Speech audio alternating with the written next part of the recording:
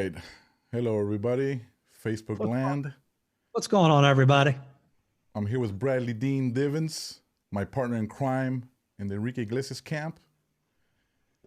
How's everything going, Bradley? All is well in quarantine land. I know, right? So, Yep. what have you been up to now that we're on lockdown? But well, believe it or not, I've been doing actually a lot more playing guitar, playing bass, and getting back to the music, which is kind of what led me to where I am right now. I know, and that's cool. I saw this video that you had doing a song of one of your favorite bands, Pink Floyd. It's killer performance, by the way. Oh, thank you. Yeah, something I don't know what it was, but I had been thinking about that for like a week, and I kept going down in the studio and I played it, and I'm like, oh, I don't know. And then finally, I just went down there one night and I'm like, I'm going to do this, and I did it. And so now there's going to be more coming. That's how sometimes things come out better than anything. Yeah, exactly. Because I went down kind of thinking, well, maybe I'll pull it off this time. And then I just sat down there until I did. Something just clicked. So I think now it's going to be, what's the next song that I'm going to do? Because we're not mixing shows for anybody anytime Correct. soon. So Yeah, might as well play some music. that's the thing. Yeah, exactly. So what have you been doing? Same, busy here in the studio mixing. Luckily, people knowing that we're home, some people send me stuff to mix here. So I just finished an album with a man called The Latin Killers. Pretty cool music. Kind of like, they're like 21 Pilots-ish, but in Ah, cool. Spanish, So doing that and working on some stuff with Cielo.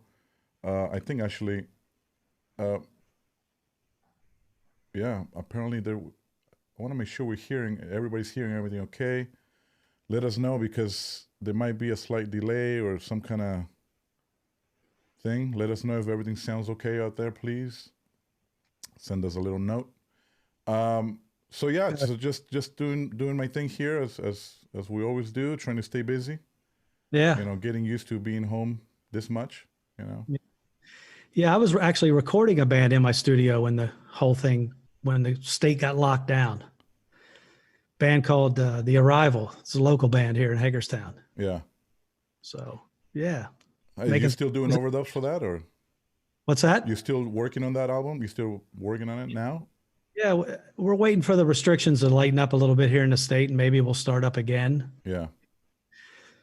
Maybe he comes in and stays 6 feet away from me and straps a Les Paul on, and we go. Correct. Just to kind of go straight into it, and we gotta basically Exactly. we're gonna play catch up as we go along. Yeah, put on a mask and some gloves and sit in my basement. Exactly. Yep. Yeah, and we gotta also see what the next step is, which is why we're trying to do this. This is the first time for us, I guess, and I mean we've been, invited to participate of other people's interviews or seminars and things like that online, but this is new for us. I've been, in this cave learning how to do this. Hopefully, it's turning out okay.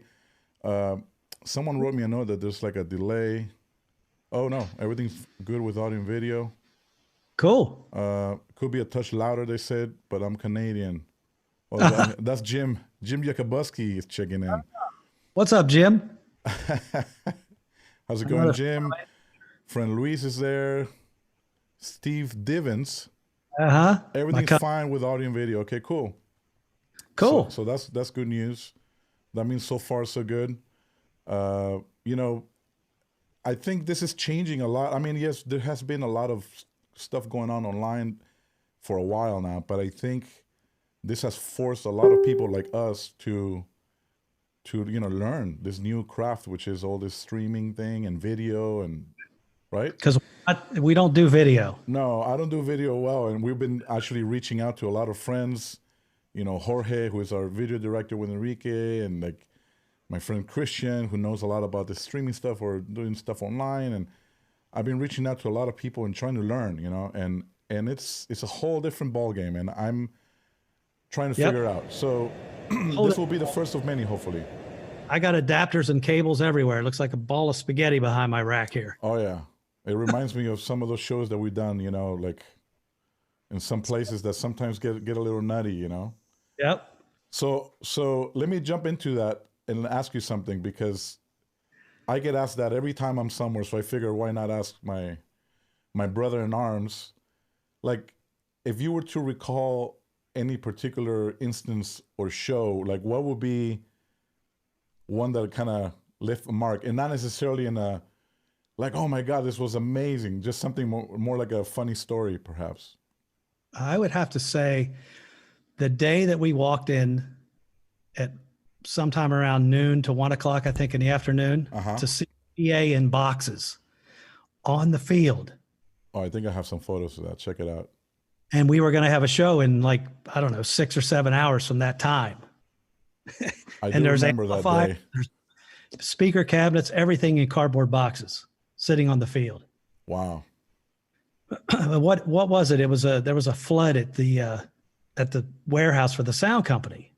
And so they had to call JBL and get all new gear sent in. They bought a whole new rig that we didn't get to test. It took us a while, right? Because I mean, it wasn't just audio that had issues. There was some, video, lighting, staging, everything.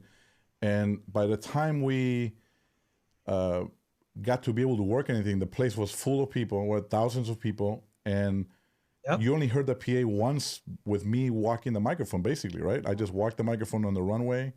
Well, JBL sent a guy Mm-hmm. so sure that everything would get set up correctly. And I think we heard a little bit of music, but at that point there was like 25, 30,000 people on the field waiting. And I'm just in front of house, like shaking, like, okay, I hear music. And I think we'd already done the line check, obviously. So it's like, well, I need to hear the PA. So we heard maybe kick and snare and Enrique vocal. And I think you walked the runway and that was it. It's like, Yeah. okay, go. But I think we also, to make matters worse, didn't we fly in from like India? Yeah, it was a long trip from somewhere else. I believe it was India, right? Like Goa. Was it Goa, maybe? Or It wasn't like we had a couple days off, nice rest. no, and no, we went straight there, and it was an interesting day, and it was like set up and go. But it was set up and go, and we were super late, also starting the show, but because the gear wasn't running, you know. Yeah. But the beautiful thing about something like that is that, we remain calm all day long, because it's like, I'm not going to get worked up about anything, We because can't. We have no control over that. I have a show at some point today. I just don't know what time it's going to be, you know. But then when the downbeat happens and the crowd screams, and it's like, all is well. Yeah. Nobody knows what we went through. The crowd doesn't know. And we just do our thing. Yeah, and it's funny because some of the best shows we have, I think, as engineers sometimes, and we don't see it until after, is after going through all of that and the setup, and of course our crew who's even there earlier and setting up and trying to make things work. At the end, the show turns out really good. Uh-huh. The audience has no idea. All they know is that we started a little late, Yep. and then basically it turns out really good. Like there are no issues. Everybody's happy. Everybody's like, what was the big deal? It's like, what do you mean? It was like we barely had a show, like barely, but it turned out great, and we have now a story to tell, I guess, about it. Yep. But kudos to JBL for pulling that one off, because, Yeah. sent all the gear in, got it set up. Yeah, because it was definitely, it wasn't looking too promising when we were there. It was Because tricky. we walk in all fresh. We're like, hey, what's going on, everybody? And then you we're like, oops, there's nothing going on. points out in the field and says, look out there. Yeah. And usually one of the first things we do when we arrive to a venue is what? What is the first thing we do? I guess we go to catering first. Yeah. What's the first thing we say to somebody when we walk in the venue? Where's catering? Yeah, exactly. That day we couldn't do that. That day we had to No. all right, we need to go with that, all hands on deck kind of thing, and try to make that show happen. And it did happen, and it was a great experience. It was fun. And it's just one of those things. Now, at least it makes for a good story, Yep. I tell that story often. Let me see if anybody's here. Yeah, it's. I always get asked, and that always pops out, right?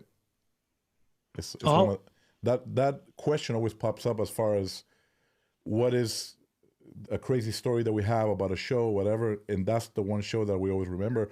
There was another one. Remember, we were in the Dominican Republic, Oh yes. and it was all of a sudden it's just pouring rain, and it was at this venue called La Romana, I think.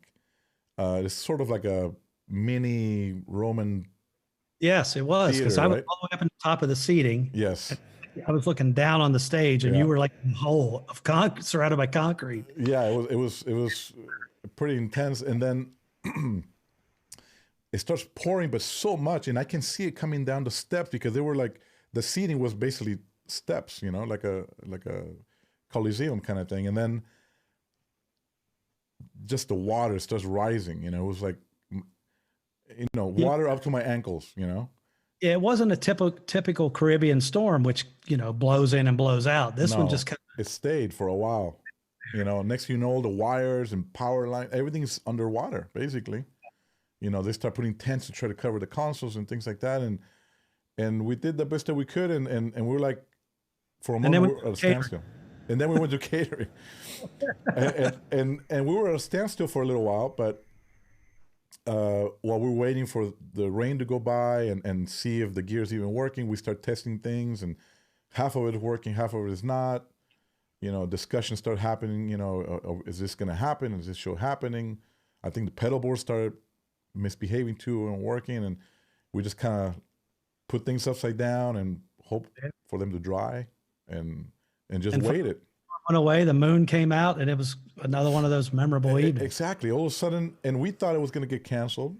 Yeah. And then all of a sudden, of course, management was like, please, we got to try to make this happen. And of course, we were there to make it happen, and we went for it. And just check the gear, make sure it's all good. We checked it. Is it working? Yes. All right, let's go. The one window that we had where it stopped raining, Yeah. and we said, okay, it looks like it's going to work. Let's go.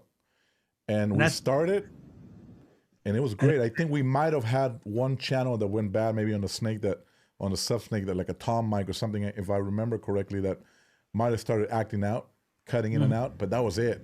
Considering the amount of rain. I know. It wasn't a little amount of rain. No, it was not. It was quite a bit actually, But let's see if anybody has. I don't know how many people are checking in so far. We got 37 people watching. That's pretty cool. Thank you guys for supporting our first effort to try to do something cool for you guys and just talk about our experiences. And we're not gonna get too technical. There's a lot of our colleagues that cover a lot of that very well. We just want to share our experiences, musically and mixing. And I know Brad comes from a musical background, same as me, but you come from a rock background, right? Weren't you in a kind of a known band? Yeah, kind of. Although not well enough known. Otherwise, I wouldn't be sitting here talking to you right now. You wouldn't give me the time of day if you were that famous. Oh, no, you might be doing my monitors. Well, maybe. You told me already that you'll be a handful to deal with. That's true. I probably would be. I heard you used to kick wedges off the stage. Is that true? Oh, it was only if they couldn't turn them off quick enough after they couldn't make them sound like I wanted them to sound. Well, maybe you did need me back then. I would have done my best to make sure you, my artist, would have been happy. I don't think I was very good at describing how I wanted my wedges to sound. All I could say was make them sound like my voice sounds in the PA. I didn't know what that meant. You wanted like a front of house mix on your wedge. Yeah. Yeah. I didn't want it to sound all dry and in my face. Of course. So if they couldn't get that going, then I would say, can you turn it off? And if they didn't do that quick enough, then I'd unplug them. Unplug them? Well, I would unplug them. There was a couple times where I did that. I think there might have been one time where I flipped it over and stood on it as well, just to make a point. Like, so you were really a handful. Maybe. Man, I'm trying to see this, and this is why I'm not good at this stuff. I'm trying to see where I can see all the comments, but I see comments. I if I'm see looking some, at but things. I only see 4 at a time, for some reason. Well, we'll get to them at some point. we'll figure this out eventually. Yeah. So what's cool. One thing that I've learned, and it's been really good with us, is is that a working relationship between someone at front of house and monitors. I think that's been crucial not only for our friendship, of course, which we developed fairly quickly, but to be able to work together and share how we're gonna work with our artists, right? Which Exactly. it's been great with Enrique. You've been there now 6 years. I've been there going on 8 years. So, uh, you know, we're not the type of people who walk in with that attitude of like, well, I'm walking in and this is how it's gonna be. There's a new sheriff in town. You kind of same with me. When I came in with Enrique, I kind of had to adjust to what they were doing first, make sure I first of all that I can keep the gig and then gain their trust and get familiar with everybody and the equipment that they're using, and then little by little, if I feel that there has to be an improvement or we can improve something with a certain piece of gear, then I can bring that up, right? And Exactly. you were the same way. You came in and roll with certain things that maybe at the beginning you were probably going, I wouldn't do it normally this way, but you were like super cool and just immediately I could tell, okay, this is gonna be cool. This is gonna be fun because you're respectful of where you're walking into, and also I immediately gained respect because of that. You were like, tell me what you Well, guys do. why would you walk into a situation where there's 15 people that you're one of the group now? Correct. It's easier for you to adapt to what's going on than for all them to adapt to what you think you want to do. You know, I wanted to come in and I wanted to come in and nail it. So for Yeah. me, like, there's nothing wrong. I'm going to mix this. I'm going to mix this gig in a chateau in the south of France, and Oh, I remember that, and then that was the first impression too, because I was yep, like, okay, and I know they were trying to get you for a while. It took a while to and let me mention this and then take it away and tell the story how it came about. But I know it was on the works to try to get you in for a while, and then you're finally there, and we're like, okay, and we're in this chateau doing a wedding or something, right? I think, and then exactly. And I'm in the corner yeah, of you're like in the corner, way in the back of the room. surrounded by black scrim, so you Yeah, couldn't see me. correct. So, and we didn't. Do we have like a mini tiny runway, maybe like a little truss, right? Maybe, or was it anything? No, I don't think Not so. on that one, right? So No. but I still walked out with a microphone. I walked out with Enrique's microphone and put it because I know he was gonna go walk outside and mingle with Yep. the audience or sing a song with him. So I just literally went and pointed it right at the PA, and it was Right. clean. It was so clean. Not only was there no feedback, but it was just the mic sounded really clean. So I was like, oh, okay, I think we're gonna be good here. It's gonna be great. I remember thinking, why did he just do that to Why me? is this jackass pointing the mic at the PA? Hey, Yep. it worked. The reason I did it is because at the time we were using a certain microphone that wasn't quite working for us, and we would have feedback a lot. Yep. And it's not necessarily because of any particular front of house engineer. It was more, you know, the nature of the scenarios that we were in, but you figure out right away from day one. You kind of had it like, okay, whatever you did, which I think now I know now what you did, and I implemented it too when I've been in that situation. But you can explain that a little further if you want. But It's a simple little trick. It's the low pass on a channel strip.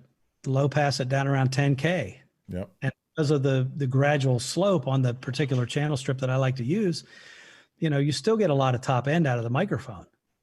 It doesn't really affect it that much, but it's that little thing that keeps it from sailing, keeps 12K from singing through the PA when he walks out in front of it. and You know, that made a world of a difference. Not only in that small particular gig, but also everywhere when we had the 40-foot truss exactly. and the regular arenas or stadiums. You got people screaming and he walks out there and you got to rail the mic up. You don't want to have feedback. No, no, no, no. And we, we also spent some time working on that quite a bit. We I walk it and the runway and with the mic, and you're a full volume, and I always bug you with that too. Hey, can you be a full volume right now, real quick, so I can check my in. And it's funny because people hear us banter like, "Come on, dude, we've been playing for like, half hour already. I don't need it a full volume. I'm done." But sometimes I need it just to make sure how it's blending into the in ears, of course, whether it's for Enrique in this case or even for the band members, you know, I always ask you, right? And you always make fun of me on the talkback, but hey, did you turn off the PA? And you're like, yeah. As soon as I can, well, sometimes it's harder to tell, but, or the band members are like, hey, did you lower the low end of my mix? I'm like, no, I think of Bradley turned off the PA. So then I go, hey, Brad, can you turn on the PA? He goes, okay, Eddie. We just bring it up. Eddie, we'll turn it back on. I don't want to torture everybody here setting up the chairs and everything, but Right. There again, that goes back to the relationship between monitors. yeah, How, each of us play a part in the other person's gig, even though you might want to think, oh, I just mix front of house and I just mix monitors, but it's really not that way, because what you do for the band and you make the band happy and Enrique happy, and that in turn gives me a better performance from them and it makes me happy. And it's like, then everybody's happy. yeah. I mean, that's the ultimate goal. I mean, yes, we got to keep our client happy and, band members and everybody, but we I think it's important that audience, everybody's happy and that we get to enjoy our work and we get to also, enjoy that portion of it, Yeah. And when we enjoy our work, that's a direct result of everybody else having a good time. Exactly. And then it's apparent. Yeah. And that goes again, what we're reinforcing a lot here now is that relationship, front of house and monitors. And I know there's many people who work as a team. We haven't experienced that together in another gig, but we're spending many years doing it together here. Yeah. I know there's guys, like Pooch and Tater that done stuff together with many acts, and they're just like, tight, and they just know each other so well that probably makes it very easy for them to work together with any act, as a team, and I see that with us too. Like, I'm pretty sure no matter what we do, if we go anywhere together, or we're always gonna have that mutual professional respect besides the friendship. That goes without saying. And like what we do even when we're here, like if I do a mix and I kind of hit a wall, I kind of feel like, I'm burned out. I need a fresh ear, a fresh perspective. Yeah. What do? Send it to me. Ninja, are you busy? And you got, no, I gotta send you the track. You check it out. It goes, yeah, it's cool. Or maybe this could be a little louder, a little quieter, whatever. And we're honest with each other. We don't try to sugarcoat it or nothing. And you do the same. Like, you send me stuff so I can check it out. And we just, there's no room for egos when it comes to that. We're just two friends, colleagues sharing information, techniques. Yep, that's it. And I feel that any change that either one of us wants to make with regards to the show, that we're going to go to the other one and say, hey, what do you think about this? Which I think is how we ended up switching microphones. And hey, you want to try this microphone? Oh yeah. Let's try it. Absolutely. And there's no like anybody forcing anybody. What's that? I'm sorry. Let's try one microphone right now. Correct. We're not going to change all 25 of them. We'll try one. Yeah, and then that will lead us to check out all the models or try to put that mic in a different scenario, in a different instrument, and it's worked out great for us. And even when we switch capsules, when we went from 105 Neumann to a DPA de facto for Enrique, we waited for the right time. We didn't just switch it overnight or try to trick him into something. No, we discussed it with him, and it took us a while, only because, changes are tough, I think, for any artist, for me too. Like, if you tell me, oh, tomorrow you're gonna, we want you to start mixing on a different console, I'll be like, I don't know about that. And not that I couldn't do it, but when you're doing something with a certain piece of gear forever, you're kind of very familiar with it. You can do things without even looking, right?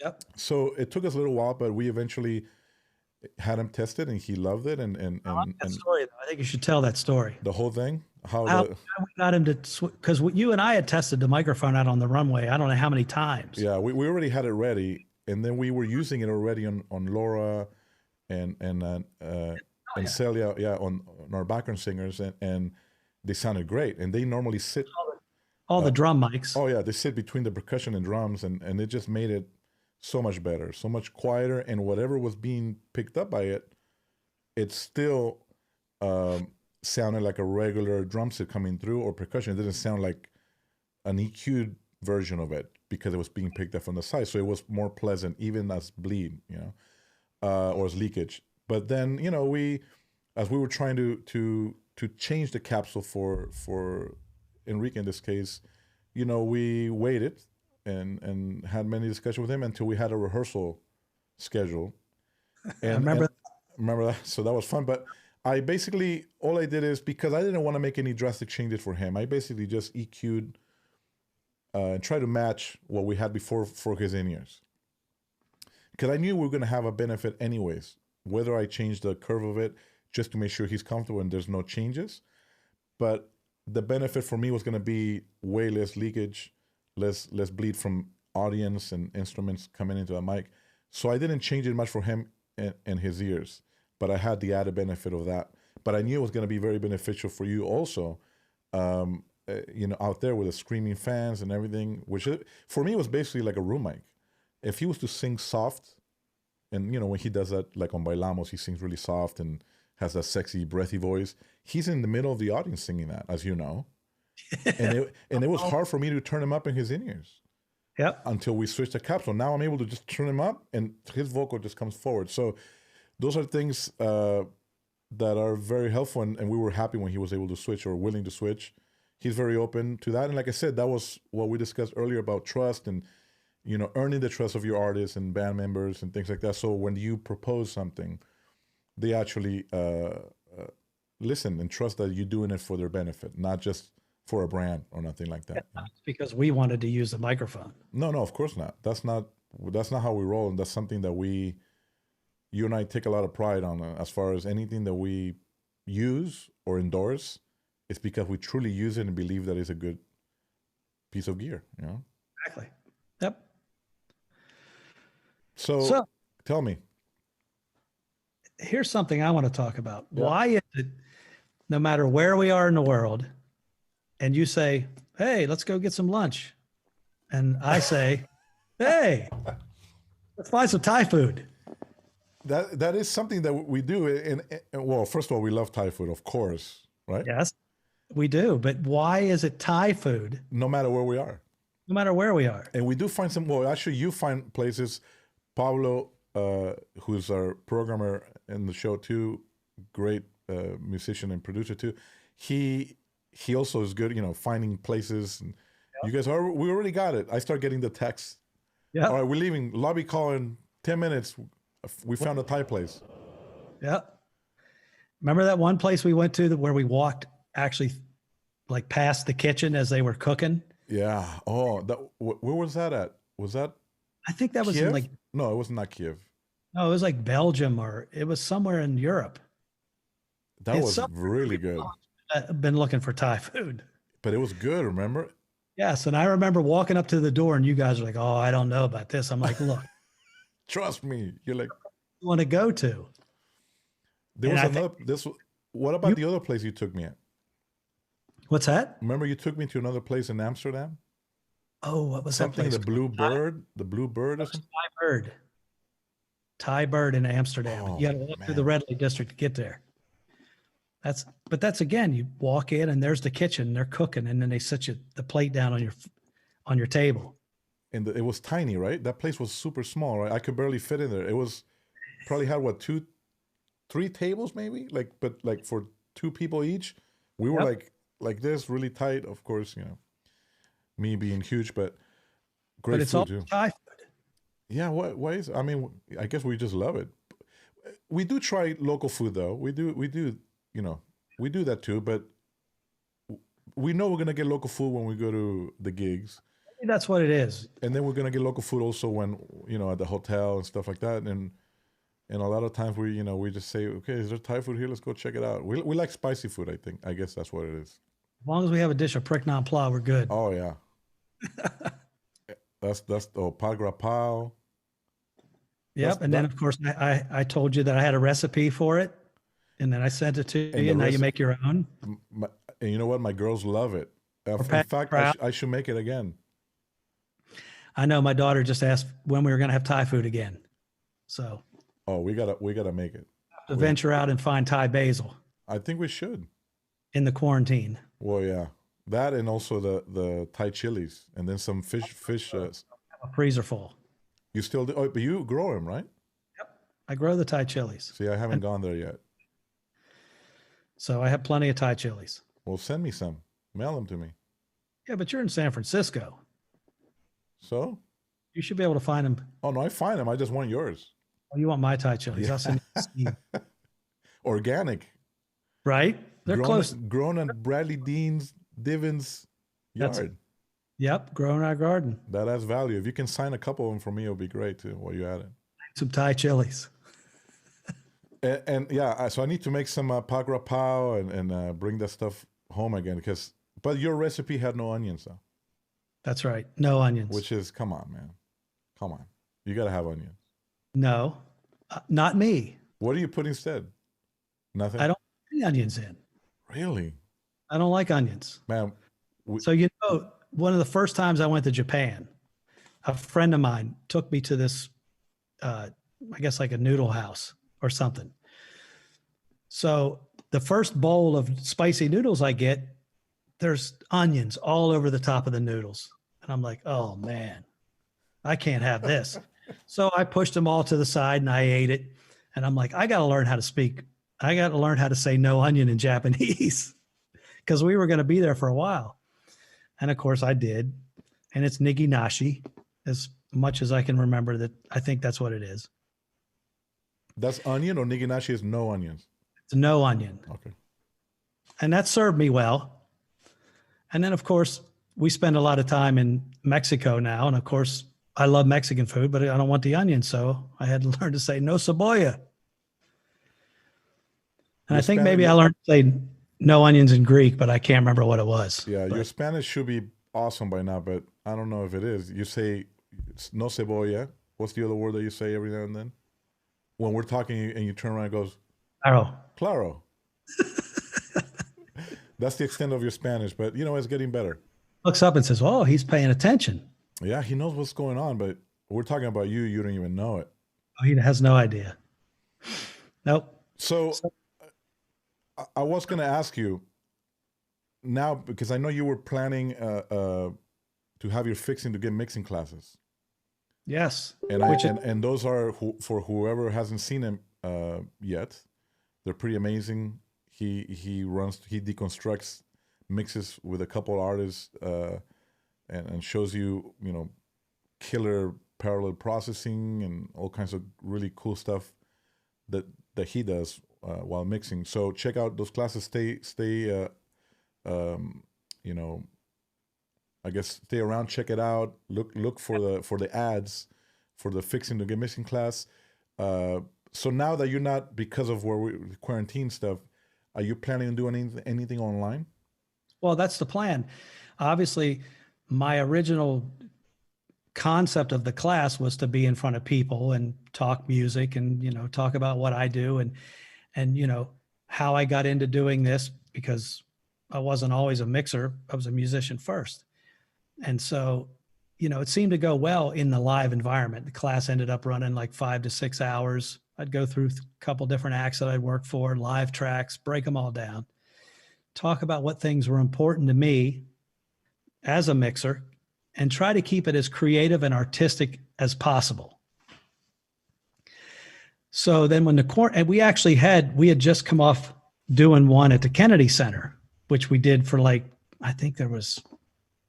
I can't remember. I think it was like 150 people. It was like the biggest class we had done. And so there was going to be New York, and there was going to be Chicago and Atlanta. It was looking like the year was going to be really good for the classes. And then all of a sudden everything gets shut down. So here I am in my home with a console and trying to prepare, instead of being a 6-hour course, it's going to be like maybe 6 1-hour courses. And I'm working with JBL. We're trying to figure out how we're going to do it online.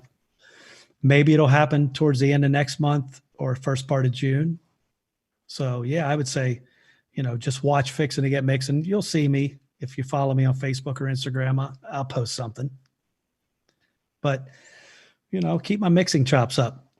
Yeah, and it's pretty cool, man. Even, myself, obviously we always exchanging ideas and techniques and stuff, but it never gets old to watch you do it. It's always cool. There's always something new, exciting. When I was at your class that you did at NAMM for AES, right?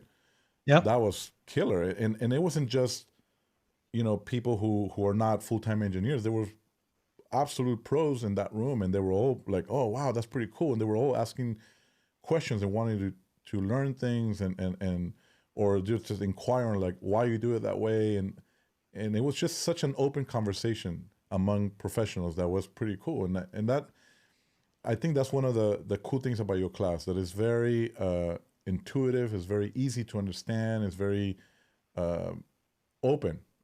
It's just like an open forum, basically. I think the most important thing is that it's music. Yeah. Yeah. And that's what I like to talk about. I'm passionate about music. I'm passionate about what I do. And, I hope people that come to the class get to experience it. I hope they feel the same way about it as I do. Yeah, I was showing a little bit ago while you were talking I was showing the class that you had in DC. Oh yeah. Where was that one again? That was at the Kennedy Center. Oh, nice. That was when when I found out we were going to do one at the Kennedy Center. I went down and met with the guys down there, and I'm like, I'm going to do a class at the Kennedy Center. It's like when you say the Kennedy Center, it's like, it's like when you're a musician and you say, hey man, I'm playing Madison Square Garden. Yeah. That's what it felt like to me. And I'm showing the picture right now, and it's a room full of people, and the setup looks amazing. And I know you've been trying to keep that same concept of setup with the screens, and so people can see everything you do in the plugins, and Yep. and obviously the fader stuff is cool to see, but a lot of people are interested in how you're processing things, and being Yeah. able to put that on the screen is pretty cool. So Yep. And then it's a matter of figuring out how to do it all here in my house, because like we said, we're not video guys. no, like, hey, I was barely able to put this up Screen. right now on Facebook Live. Yeah. So yeah, stay tuned for Fixing to Get Mixing class. Yeah, I'm sure it'll be in a city near you, hopefully once this is over, and if not, online. I think we'll be sitting here for a while. I think so too, actually. I was trying to be optimistic, but I know you are. man, I keep hearing that bleep. It's all right, You're a popular person. apparently. Well, is that bleep for some reason? Anyway, I'll figure that out for the next one, if we do a next one. How to get rid of those notifications. Say, people that are watching, give us your comments. If there's certain things you'd like to see us talk about, send it in to either Eddie or myself. Well, it's funny because my wife just put on the comments, goes, I guess you're making Thai tonight. There you go. Do you have all your ingredients? No, I have to go get a bunch, and I usually try to limit my grocery shopping to at least once a week only. No more Mask? most of the time, but I wash everything. I don't touch anything that I'm not supposed to touch. And Look who's calling me. who is? I can't see it. It's small, You can't see it? too small for me. Let me see. Oh, hold on. JBL was trying to call me. I Oh, wonder wow. if I did now. Tell me you're busy. I'm busy, Raul. So you're talking to the world online. I'm just going to send him a message because that's like the third time he's called me. So someone just asked Pete Colucci. Oh, yeah. Which in-ears does he use? He uses Ultimate Ears UE7. Oh, my goodness. I'm He on said- 7s or 11s because the rest of the band is on 11s. What's up? Evidently, there's all kinds of questions. Yeah, I'm just going through them right now to see. Are you? Uh, Okay, I'm going to answer this live on Facebook, Raul. are you on the phone? Oh, you just hung up on me. Well, yeah. Okay. Okay, so Omar Martinez. Omar. Yeah. You remember Omar. Omar. Omar. Yes, we know So Omar. he asked what our setup is with Enrique. So I'll put a couple photos of my setup, and then I'll put ones of yours so you can check it out. How come we don't see the questions? I see him on just go to the live page and make it large, and you'll see all the comments on the side now. Okay, obviously, Someone just Raul, tipped me. tell him we have lots of questions. So why don't we just go to the questions? Yeah, I'm gonna show Omar asked for what the setup is. I'm gonna go. Raul. So here's my setup. Avid S6L. Um, Universal Audio Live Rack, running Shadow Hills, Fatso, and all the goodies there. You know, This photo is when I still had multi rack, which now is obviously incorporated into the console. okay, will do. All my wireless is Shure, Axon Digital for all the microphones and handhelds and body packs, and PSM 1000s for in-ears. Of course, every loaded up in the console is Mac DSP, Plugin Alliance, Waves, all the Avid plugins as well, Empirical Labs. So that's what I have there on my console. Let me see if I can find one. Here's one Brad's set up. Brad, you want to describe a little bit of what your rig is? Yeah, I was trying to look at these comments, but I'm dumb. So, describe what? What your rig consists of, like your console, what kind of plugins? I'm showing some photos, but some of these photos have a mix of profile and everything. But you tell them what you're on now. Is an Avid S6L. Excuse me.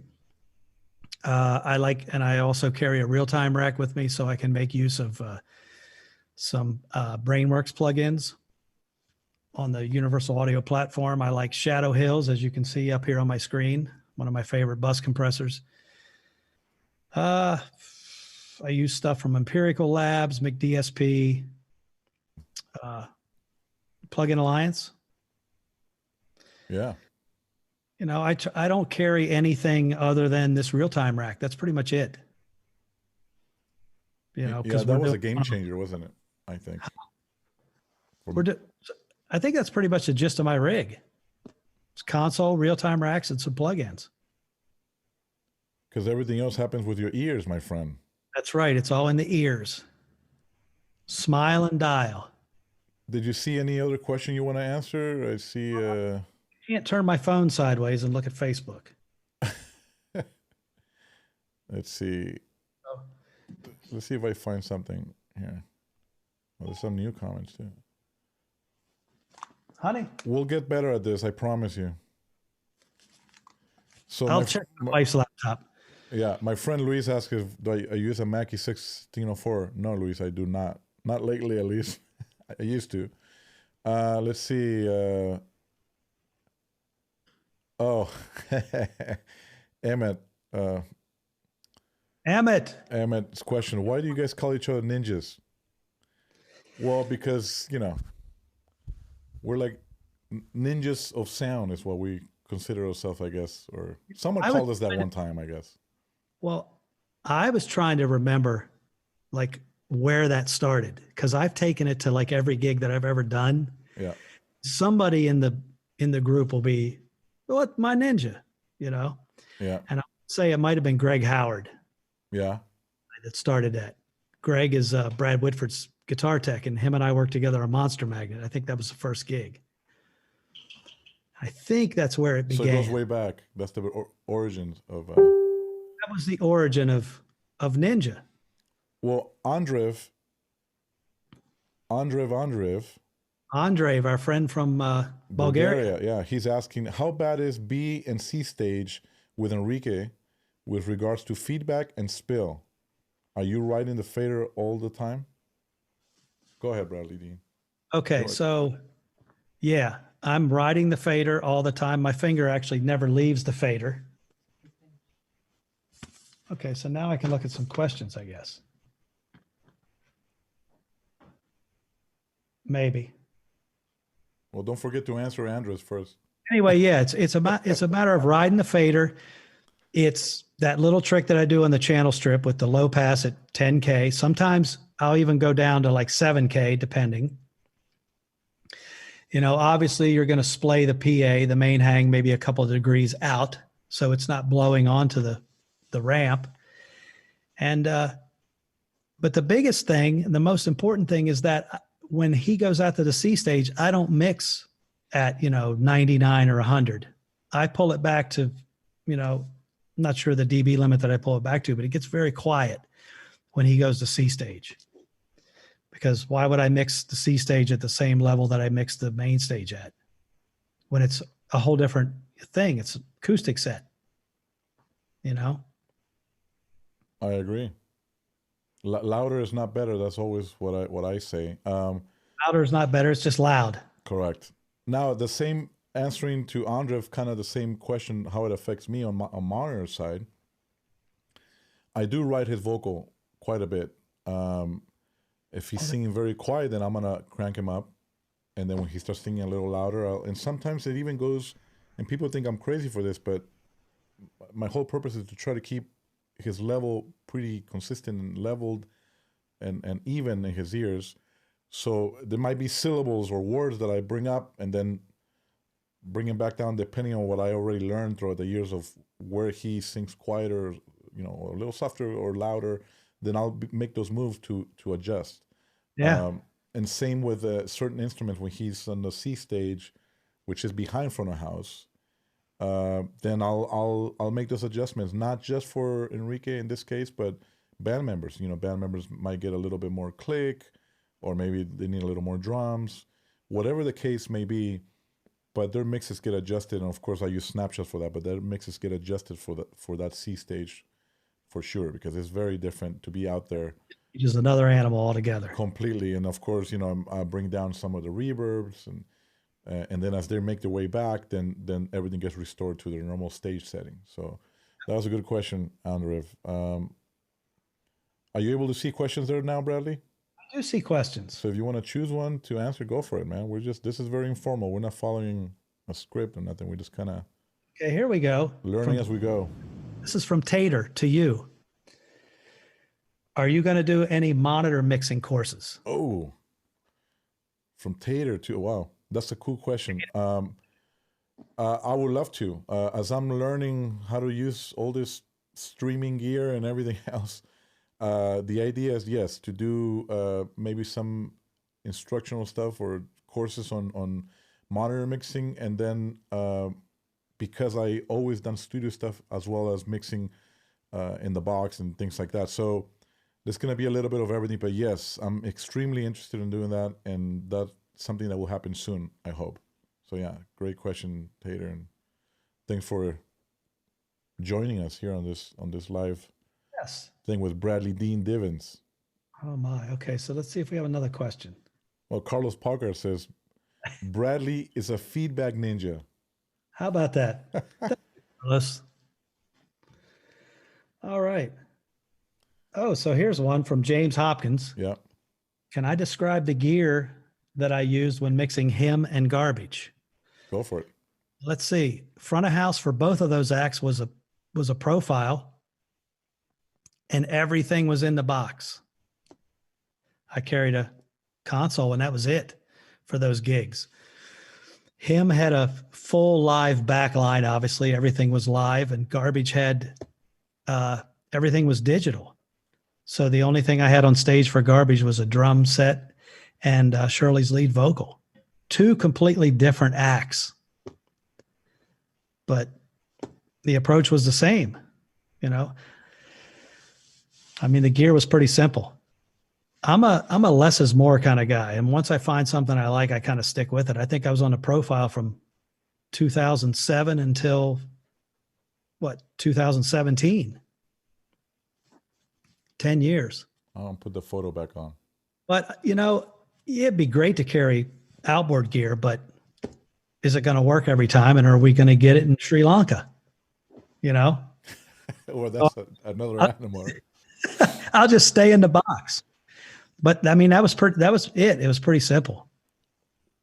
Well, Profile. and that's a good point that you bring up with the certain gear, whether or not we're gonna get it. Like, I think one thing that our production team is very cool about is that our essentials, anything that could become a variable for us when it comes to gain or anything like that, like microphones, the iBoxes, pedal boards, because we don't use amps, so they come out straight out of the pedal boards.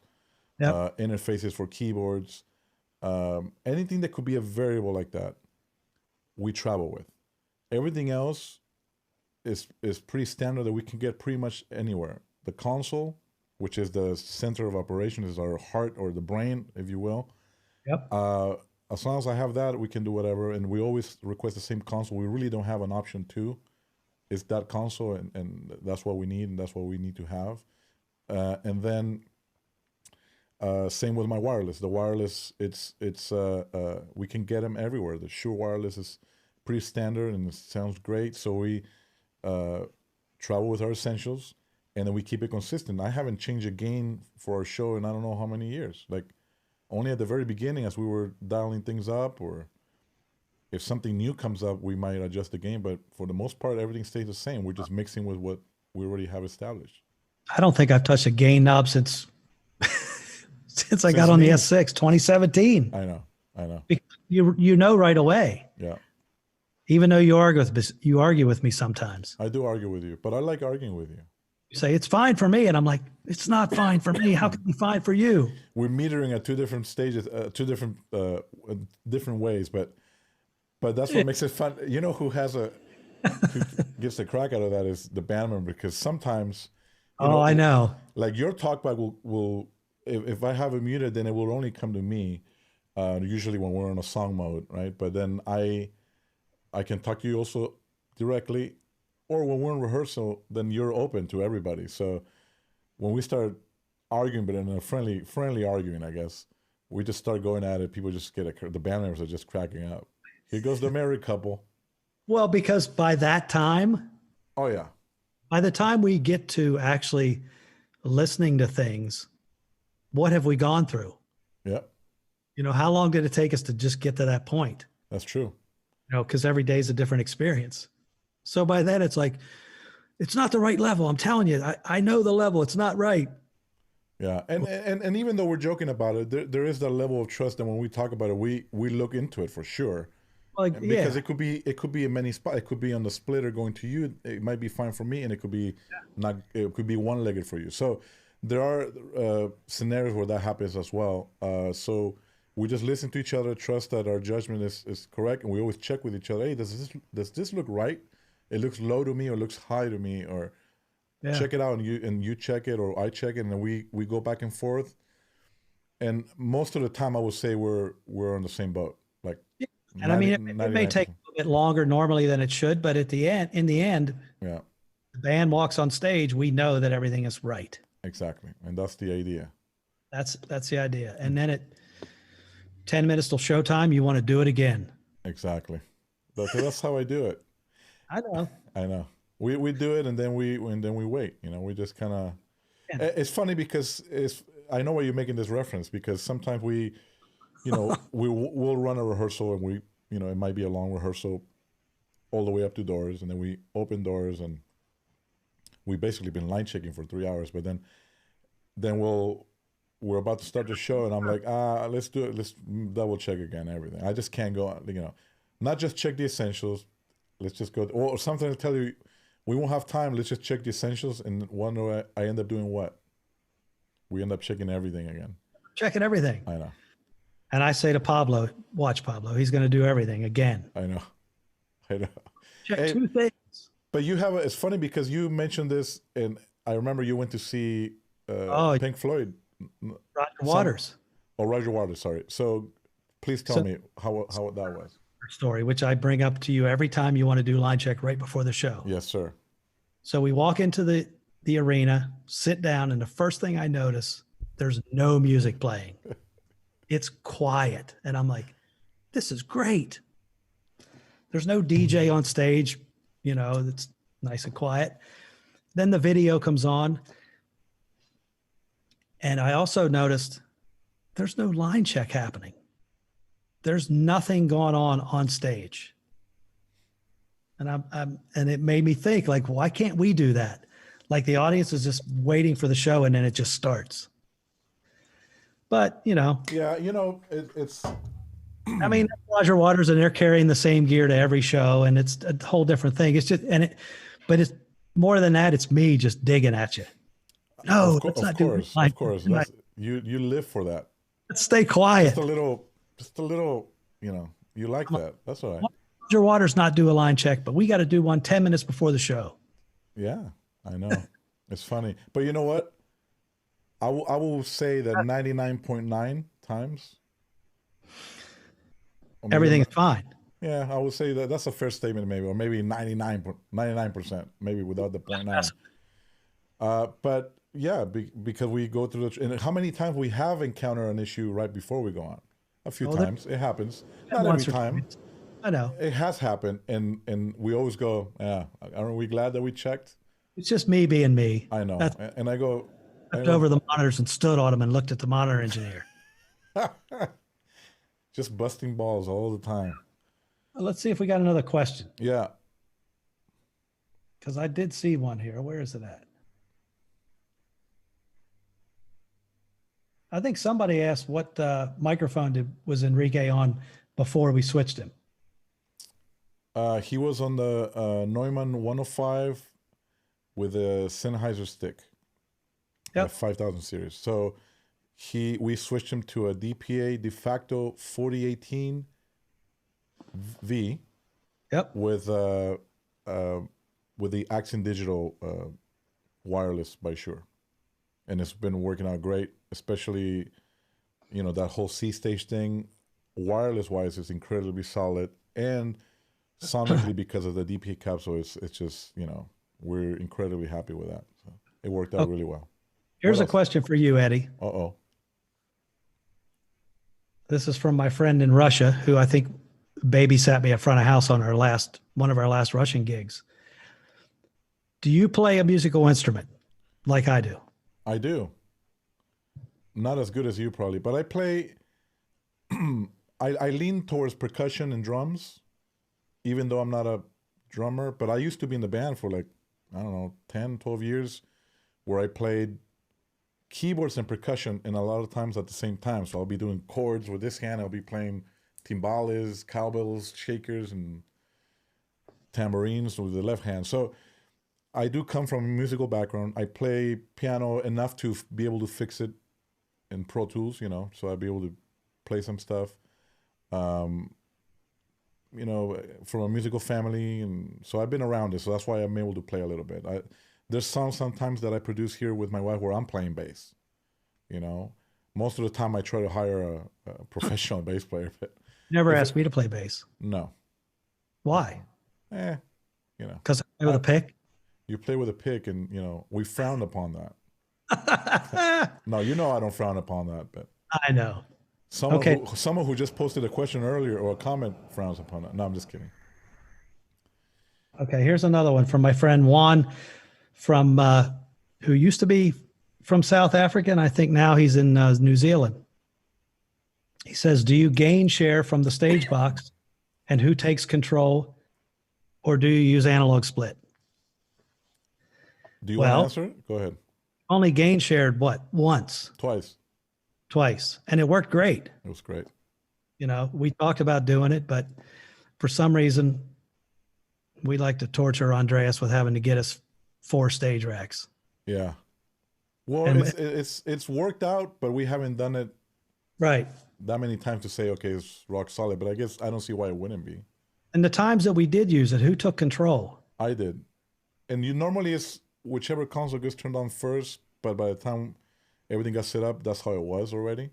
Yeah. So they told me, but no, I think we did that also because of Phantom Power. Usually Phantom Power comes from my side, I guess. So yeah. So so that's kind of how it was, and it worked great. Remember, one time it was we were kind of forced to do it. Remember, is that the Sardinia time? Carlos just gave you a dart. Oh, I just saw that. That's great. I think it was Sardinia. Yeah, so we were already in Sorrento, I think, right? Yes. And we were already doing their private gig, and another gig came about literally 2 days later. I think we had to gain share. Yeah, we were forced to because they had 2 consoles with one stage rack each. That's all they had. There was nothing else. Yep. So the only way to do it was to gain share. And like I said, our production team is always very good about, yes, we have to, we it's important that we do this gig because it came last minute, whatever, but we don't want to jeopardize the brand and the sound and everything, of course, of Enrique or nothing. So is it doable? And we said, well, we could gain share. It's not it's not a thing that is not done. We can do it, and it should work great for what I hear. We haven't done it yet. I would like to test it before, but if we're gonna do this gig, let's do it. Let's try it. What's the worst that could happen? You know. Exactly. And like there was no change on anything. Like you turn on your console, your games were already set. Like you Yeah. always have them. Nothing changed really. It was pretty. Wow. And because of how long we had spent, on the console with the same microphones and everything, and we're so particular in our gain. I like I say, I don't ever touch the gain. Yeah.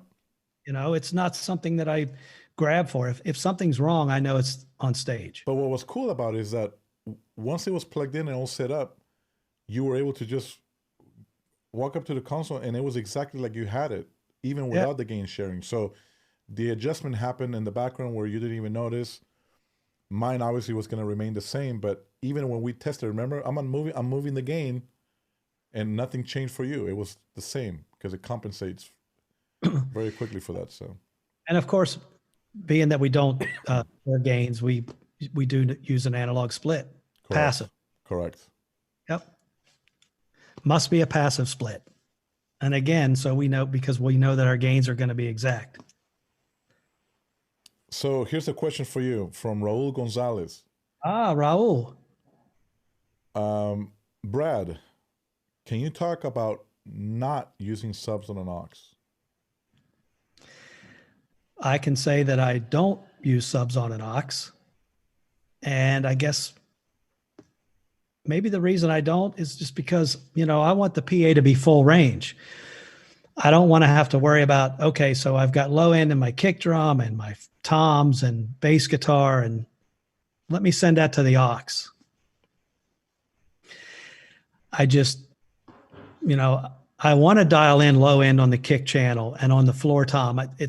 To me, it's not a matter of why am I going to send it to the aux so that it goes into the low end? If I use high pass filters on everything, I don't need to worry about it getting where I don't want it. So left, right, subs, I'll put subs on a matrix. I'll do left, right, sub, front fill on a matrix. That's what I like when I mix front of house too. Well, and that stems from all the time I spent with Garbage. We did a lot of festivals one summer in Europe, and I didn't get to hear the PA maybe twice out of, if we did 50 festivals, I got to hear the PA twice before we went on stage. Yeah. So it was my way of dealing with too much sub or not enough sub. But again, that's full range. Everything's going everywhere. I understand why people may want to use subs on an aux, and maybe that comes from, I just need more low end and I want to dedicate certain channels only to the sub. But to me, that creates a separation in the mix. And I want everything to be the same on, left, right. Being fed from the program, left, right. So it's balanced. Yeah, I agree. I could not agree more, actually. There's James Shaw. I know him for a long time. I haven't seen him in years. Yeah. So he says, this is a comment. Brad, for those line checks Eddie likes to do, if you share racks, you don't have to worry about if Eddie has it. You have it. Hey, he's got a point. I love that. That's awesome. Be sitting catering for longer. Exactly. Before I go to front of house. I love that. Let's see if there are any other questions. Jim Yakubuski, of course, he goes, yeah, less is more. That's what I'm talking about. Nice, Brad. It truly is what it's about. Yeah. And Jim, I work with Jim Yakubuski with Gwen Stefani. Amazing engineer. And, we, of course, became really good friends. We always, hang out after shows and we talk a lot, on the phone and stuff. He's a great guy. And, we do have different styles of mixing. Like he's definitely a less is more kind of guy. He keeps things very simple, but it sounds always amazing, and it's just a different approach. But we always talk about that because I go, not that I overdo it, but I use plugins and a lot of processing, whether I'm doing front of house or monitors. So in this case, monitors, and we discuss it and we talk about it. And every now and then he'll try something you know, and he'll say, oh, you know, I like that, or I didn't like this, or it was working for me in one scenario, but it wasn't for me. So that's another thing that is cool because we get to share those experiences. What works for me doesn't mean that's going to work for him, and what works for him won't work for me. But we talk about it. We share our stories, just like with you, Brad. We share our techniques or approaches or just of ways of doing things, you know. But Well, in the end, it's just a matter of listening to the music, yeah, listen to the source, and decide what do I need to do to that. correct. You know, And that's the whole thing with the approach. It is, exactly. you know, a lot of people, you know, very technical people get caught up on like, well, the computer says that, you know, this is the response we're getting. This is, I'm like, well, yeah, I get that, but my But have you ears are listened to it? telling me otherwise, you know, and I'm walking the room and my ears, and at the end of the day, whoever's sitting in the audience is not going to have an analyzer or a smart open on a laptop while they're watching the concert. You know, they're going to be standing there. There's people screaming. It's like, Yeah. they're in different locations. So, you know, I don't like going without argument. And I know maybe I'm going to hit a nerve with certain maybe system engineers or whatever, but the reality is, yes, we got to trust the tools that we use. We got to trust or at least that's my opinion, I should say. Trust the tools that allow us to do this. But at the end of the day, we got to trust our ear, and we're mixing music. We're not going to be mixing pink noise. You know, Sure. we're going to be mixing music, and it has to, uh, you Be know, musical. be musical.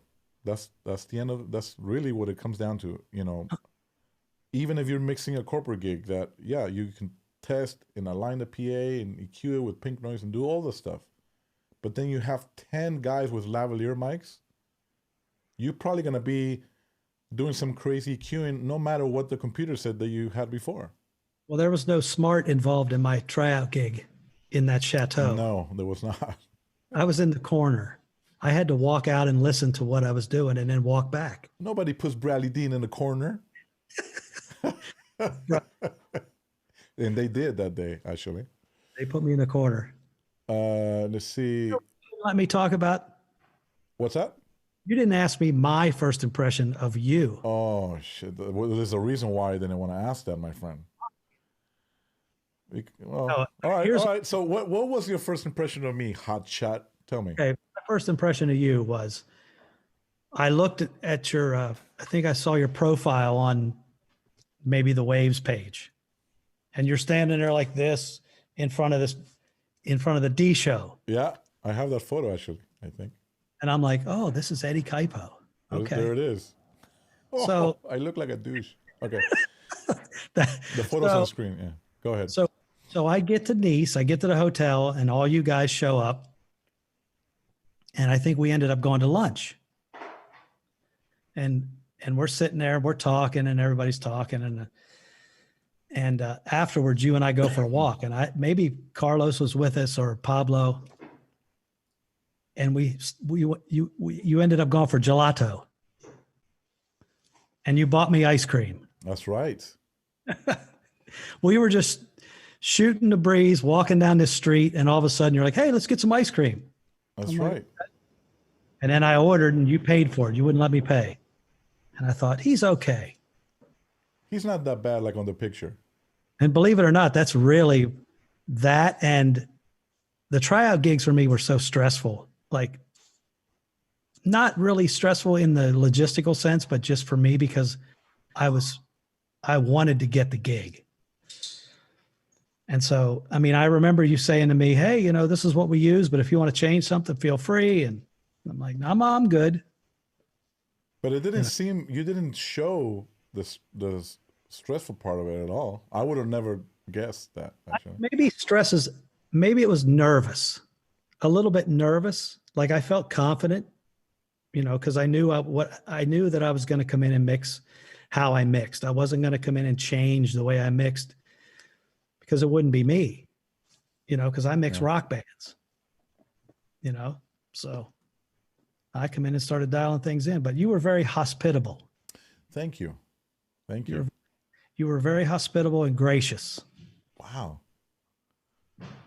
I like And that. And then we the went mic- for Thai food. Then we went for ice cream, you said. They just stuck the mic in the PA and I'm, And they were like, what is this prick doing?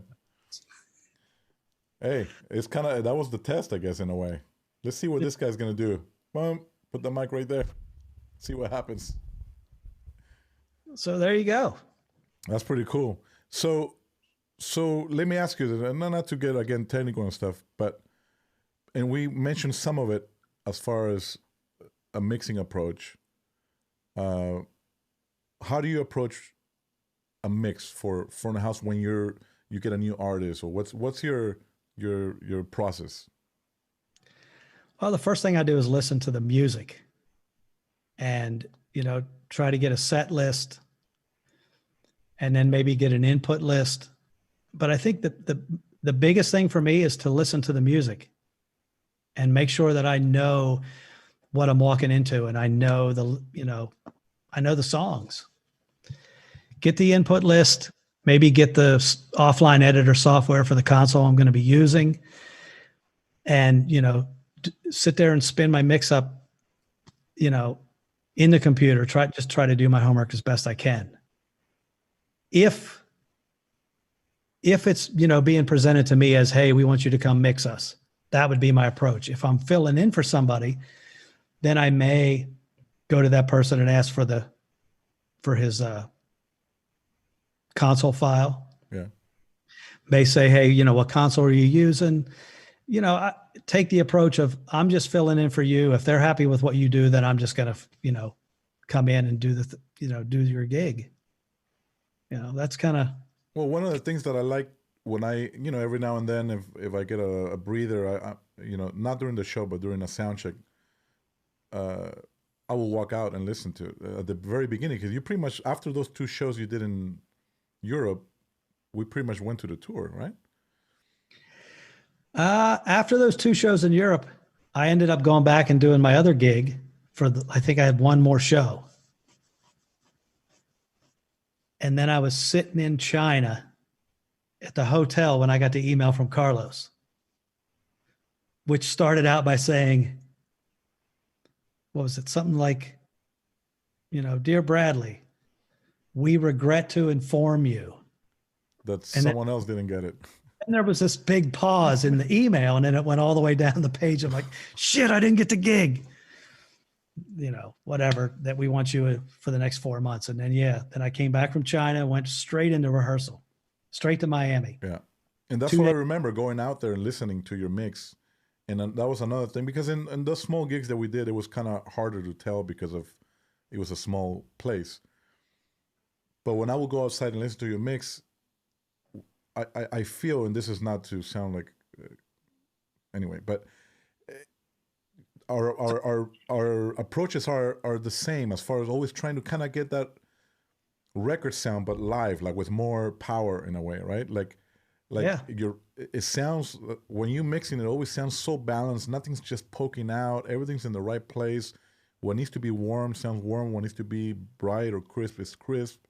But overall, the mix is very well balanced. In fact, I remember our friend John and Herman and even Will, with Pitbull and John from J Balvin, they were always commenting on that. It was like, man, here comes, CD Brad or something, because they always and all of us, you always think that, it's always that vibe, that mentality of mixing like an album in a way, but with a little more excitement, obviously, because it's live. And I feel that we share that too, because that's why we have so much in common, I think, because that's how I try to approach my mixes as well, whether I'm doing front of house or monitors. On monitors, obviously I don't get to mix for me. I have to mix for what the artist wants or what the band member wants, right? But I could try to add those elements to it. And there are some artists that like that record sort of mix, and I give them that if that's what they like and that's what they want. And that's always the approach, which is why a lot of my processing happens just like you on my master bus. I try to do broad strokes and tailor my whole mix to have a certain sound. Yep. So whatever I bring into it it sounds like a blend or a mix, automatically. So between stereo imagers, bus compressor. Go ahead. It's a live band, and you have to have the live element with the control of the dynamics of a great mix, but you got to keep the live feel. I agree. Absolutely. Yep. But that's something that I think is cool to point out, that that approach is Zawe. You know, try to make that balance, and you have that, man. When I gone out to listen to your stuff, it's always like that, and that's something I really like about your mixes. So I just Well, thought I'd let you know. it's important to listen to the record. You listen to the record, you listen to, how the band has put together the song, and then you listen to what they're playing live and how they're putting it together. It's never going to sound 100% like the record. Correct. You get it close, and then you add, you got to keep the live feel to it. Yes. Like the intent of it, like the sonic signatures of the album should be there. Effects, certain tones, The lake cues, any of that kind of stuff that people are going to know correct. in the song. But Let's see. Let's go to another question here. we got another question. Or comment. Here's Andrev again. He says, also, if you have time, Eddie, you have some amazing stuff with talkback mics mixes. Can you elaborate on the talkback? Yeah, Andre knows this because he was with us during the whole Eastern Europe tours. Yep. So, I mean, it's nothing.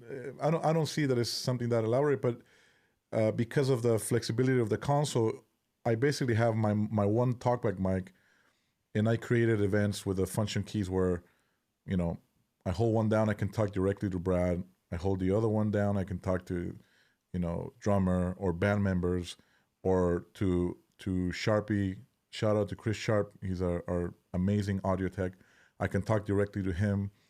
I can talk to, anybody, basically all separated, directly to Enrique or to Gwen, whoever is my artist, directly to them, and nobody else hears it, directly to our backline techs, Mark and Brett, our amazing techs there too. So if we need to sort a problem, if something's happening, and because they have their talkback mics as well, we could be sorting out an issue, and there's no one will ever know, because only we talk to each other, and it makes a big difference. It keeps everybody happy. Now, on the last buttons, for those who are familiar with the S6L, the bottom row, on the bottom of the console where the armrest will be, there's buttons too, that are the color buttons. When I click any of those, then my talkback will go to everybody. So if I need to talk to everybody at once, I just hit that one and it goes to everybody. So that's kind of the system that I have set up. Someone asked earlier also about you and I, if we use Calm. Yeah. And we don't really.